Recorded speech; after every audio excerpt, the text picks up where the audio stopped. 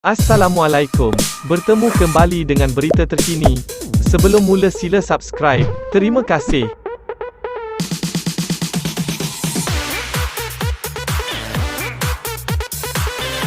Kuala Lumpur adalah pelik selepas 3 tahun mewakili Datuk Seri Najib Tun Razak bermula daripada Mahkamah Rendah sehingga ke Mahkamah Persekutuan. Peguam Tan Sri Muhammad Shafie Abdullah menyatakan tiada peguam di negara ini yang layak untuk membela bekas Perdana Menteri itu.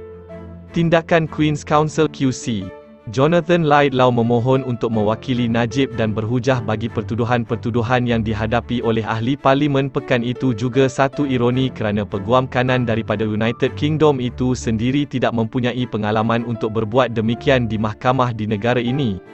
Adalah sukar untuk difahami bagaimana pemohon Laidlaw sebagai seorang yang asing kepada undang-undang tempatan boleh dikatakan lebih lengkap dan layak daripada peguam jenayah tempatan yang kanan termasuk Tan Sri Dr. Muhammad Shafie Abdullah yang sering hadir di hadapan semua peringkat mahkamah Malaysia untuk menghujahkan kes-kes yang sama seperti pertuduhan-pertuduhan yang dihadapi Najib tersebut.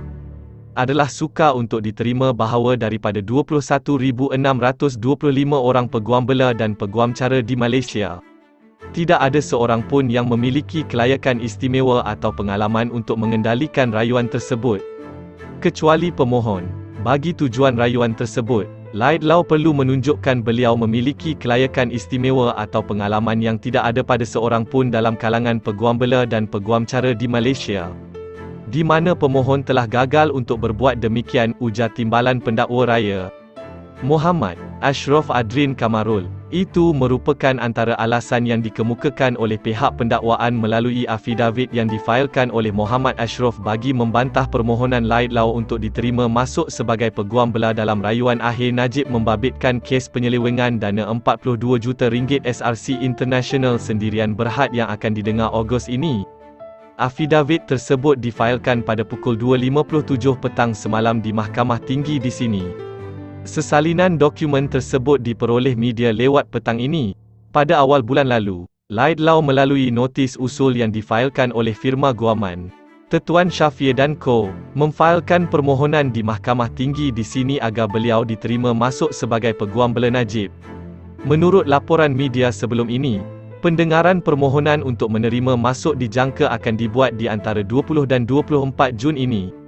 Menurut notis usul dan afidavit yang diikrarkan oleh Muhammad Shafie, tiada peguam bela atau peguam cara di negara ini yang mempunyai kepakaran atau pengalaman seperti peguam kanan daripada United Kingdom.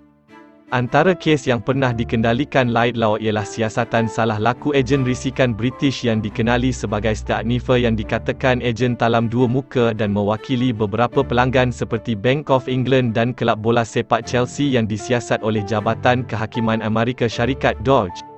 Pendengaran rayuan akhir di Mahkamah Persekutuan, Putrajaya itu ditetapkan selama 10 hari iaitu daripada 15 hingga 19 Ogos sebelum bersambung pada 22 hingga 26 Ogos ini. Selain itu, Muhammad Ashraf dalam afidavit tersebut menyatakan, walaupun terdapat perkara baharu ditimbulkan dalam perbicaraan ini, namun isu atau perkara undang-undang baharu itu bukanlah sesuatu yang sukar. Ia merupakan satu kesilapan untuk mendakwa bahawa isu-isu tersebut masih baharu atau kompleks dengan mengambil kira bahawa dapatan yang dibuat hakim bicara yang turut didapati dan disahkan oleh Mahkamah Rayuan, kata Muhammad Ashraf. Tambah Muhammad Ashraf, keperluan untuk menerima masuk seseorang peguam merupakan satu proses yang ketat yang memerlukan lebih daripada pengemukaan resume dan pencapaian di luar Malaysia. Selain itu, kelayakan dan pengalaman Laidlaw seperti yang dinyatakan afidavit yang diikrarkan oleh Muhammad Shafie sebelum ini tidak mempunyai kaitan dengan pertuduhan-pertuduhan yang dihadapi oleh Najib terutamanya apabila pengalaman itu tidak mempunyai kaitan dengan sistem perundangan jenayah Malaysia.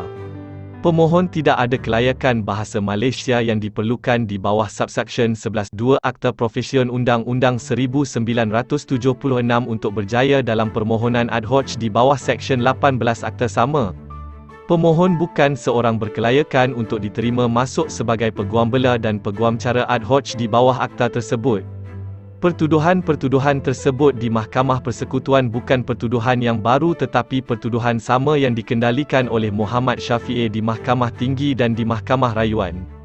Permohonan ini tidak bermerit dan gagal untuk menunjukkan justifikasi yang diperlukan untuk membolehkan mahkamah untuk menggunakan budi bicara mengikut Seksyen 18(1) Akta Profesion Undang-Undang 1976.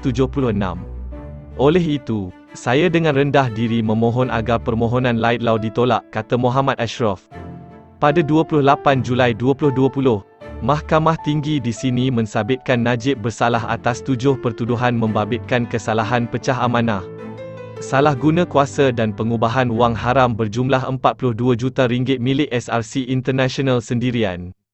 Berhad, pada 8 Disember 2020, Mahkamah Rayuan mengekalkan sabitan salah serta hukuman penjara 12 tahun dan denda RM210 juta yang dikenakan ke atas Najib. Terima kasih kerana menonton.